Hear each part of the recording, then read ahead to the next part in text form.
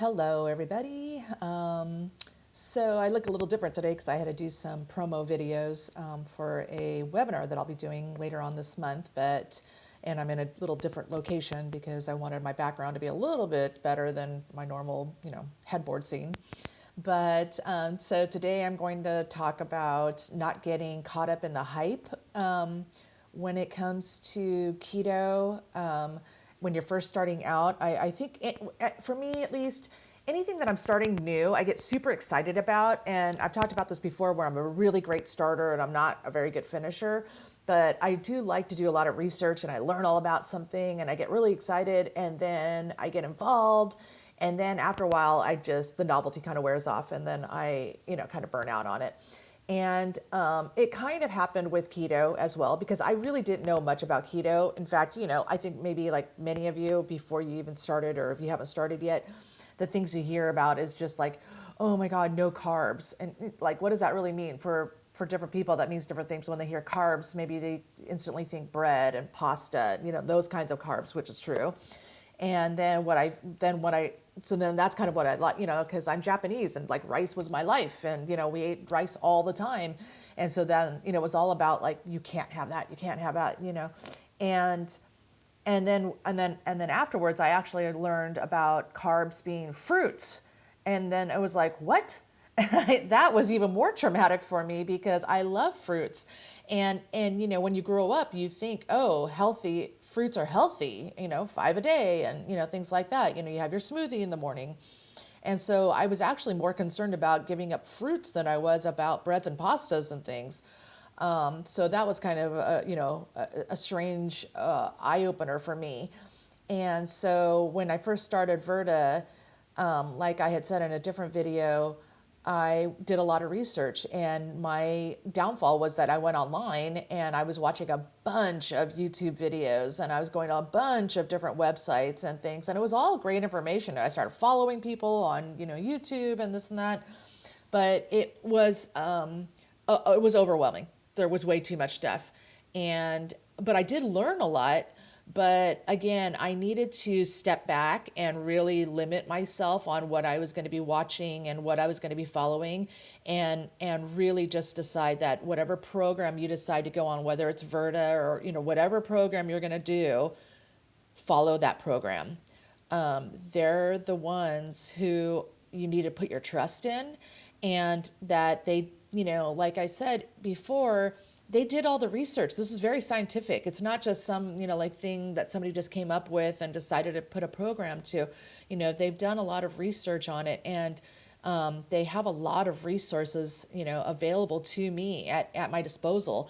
And as I was going through their website and I was going through all the resources and stuff, that could be overwhelming as well. So I kind of had to step back from that as well and just kind of figure it out as I was going along. I mean, of course, I wanted to be informed, but because I didn't know what I didn't know, I just needed to ask questions. And then miraculously, whenever I asked my coach for any kind of advice or a question that I had, she always sent me a link. Alicia was great. She sent me a link and said, here's a resource for you. And it was like, wow, thank you so much. And it was exactly what I needed at that time. And it was everything from, how to log my food, how do I know how many carbs am I eating, to, like more personal things like my poop. and they had resources for that as well. And it was a perfect resource. I mean, it was exactly what I needed.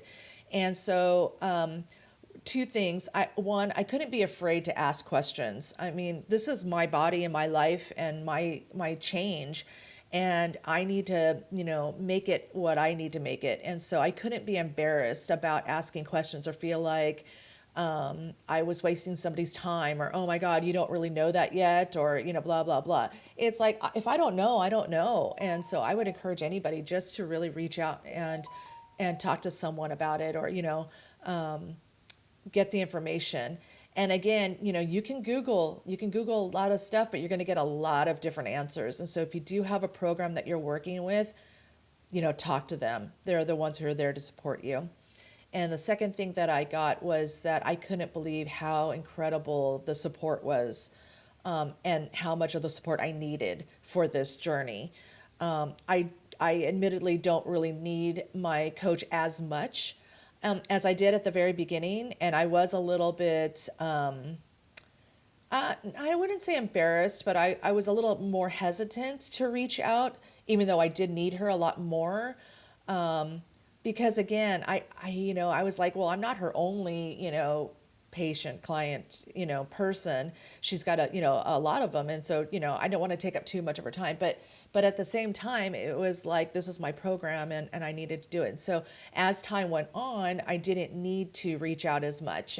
But um, I always felt like if I did need her, then I could reach out. And then, if she was on vacation or if it was the weekend and she was off or whatever, they always had a different coach that was on standby. So, their policy is that if somebody reaches out, to them, they get back within, I think maybe 24 hours, but many times it was way faster than that.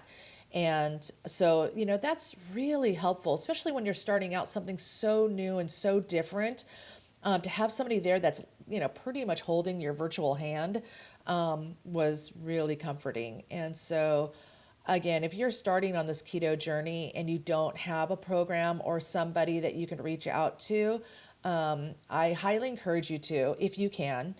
And if you can't, then maybe when you do go online, find a replicable source, somebody that like somebody that's medical or scientific based. And of course, a lot of people are going to say they are, but they aren't.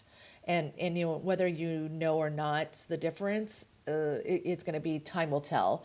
So yeah, I would just say don't get caught up in the hype. And that goes with the food ones too. Like I mentioned in a different video about the recipes and things like that.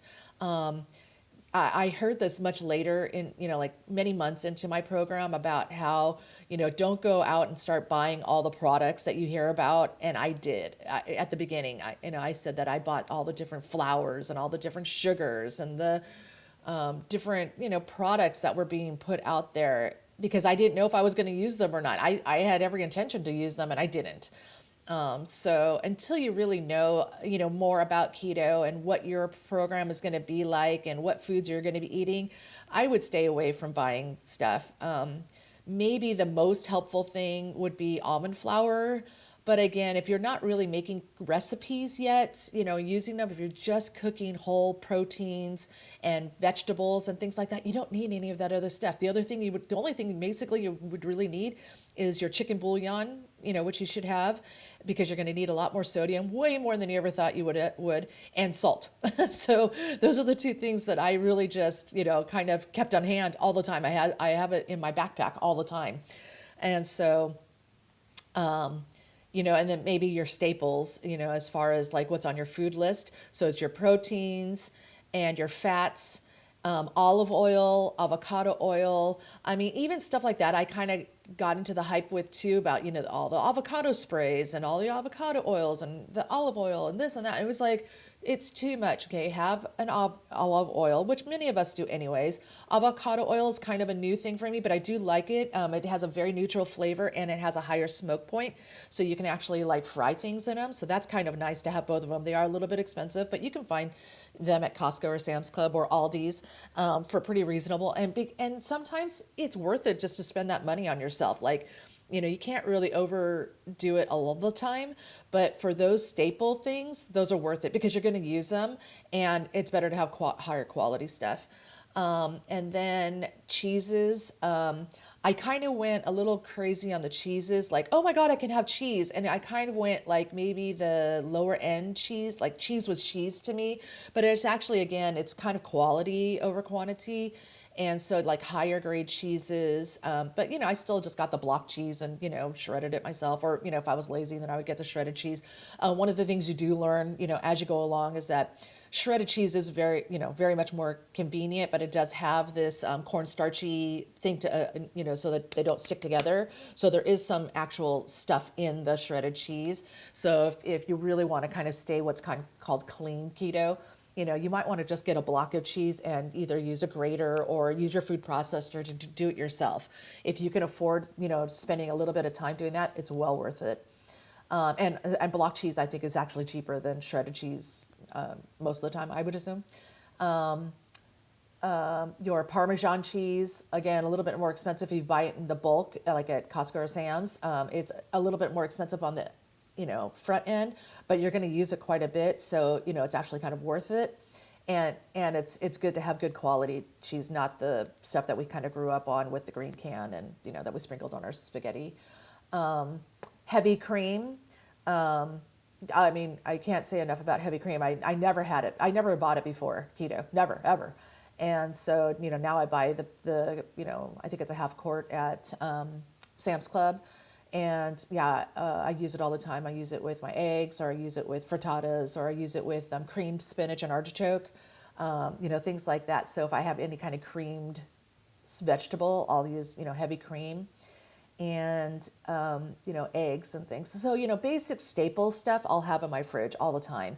But as far as all the other stuff that goes that you'll hear about and stuff, and like it's the new hype and it's a new this and it's a new that, I would just wait.